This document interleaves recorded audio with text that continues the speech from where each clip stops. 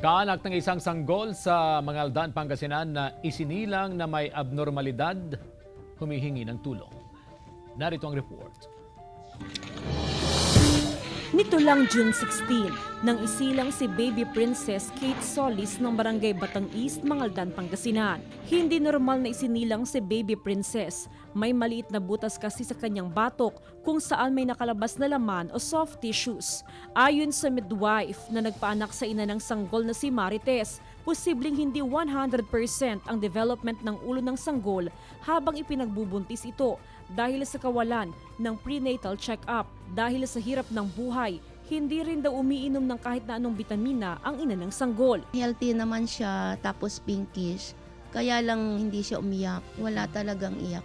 Pero paniwala ng kaanak, posibleng ang maliit na butas sa batok ng sanggol ay resulta ng pagkakaaksidente ni Marites isang araw bago manganak. Habang nagbobomba sa poso, aksidenteng pumitik ang handle at tumama sa tiyan ni Marites. Nung nasaktan po yung tiyan niya, nasugat po. Hindi na po siya nagpa-check up. June 27, nang isugod sa ospital si baby princess dahil sa malalang kondisyon ng sanggol. Sa pagsusuri ng doktor sa kalagayan ni baby princess, lumalabas na meron siyang encephalocele, neonatal sepsis at neonatal meningitis. Sa ngayon kasi, ini-stabilize muna natin ang kalagayan niya. Sa ngayon, ang bata nakasupported siya with mechanical ventilators. Humihingi ng tulong ang pamilya ni baby princess para sa pagpapagamot ng sanggol. Maaring tumawag o mag-text sa cellphone number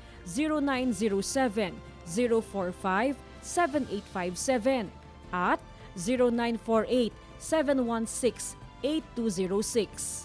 Kasama si Daryl Peralta, Jasmine Gabriel Galban, Balitang Amyanan.